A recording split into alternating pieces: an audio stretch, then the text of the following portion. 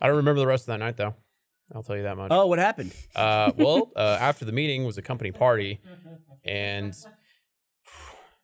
so I do remember there was a bit. This was on Friday, by the way. This is on Friday. Yeah. So we were having our company party up here on like level whatever, and then right below us, and right below us On level 3. was the Napa like auto parts like trade show party where it was just like car parts and all sorts of. It was everyone in like light blue button-up shirts and slacks. Right. So Miles and my good friend Drew Saplin, who is a very talented director. He directed Director War on Christmas. No, he our did. War on Christmas special. They went up there and they fit right in because they just look like just like dudes that would work in that industry. You don't look like a guy who'd work at an auto parts place? Is that like an insult? I don't. Well, no, not to them. They just look like more mature humans. I feel like I stick out because they'd be like, "Who's this metrosexual guy?" And I'm like, Well, so your like balls were tucked back between your legs. That was also... Would you fuck me?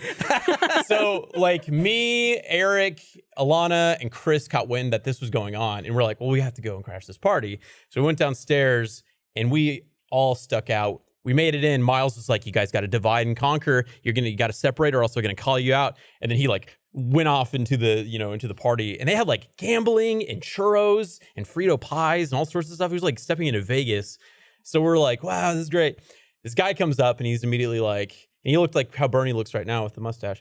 And he had a buzz cut. Yep. Oh. And he had this big old smile. And he said, he had a Napa shirt and a Napa badge. And he said, hey, who you guys with?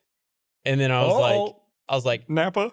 social team. And he was like, oh yeah? And I was like, yep. And he was like, who do you work for? Oh no! And I go, Napa.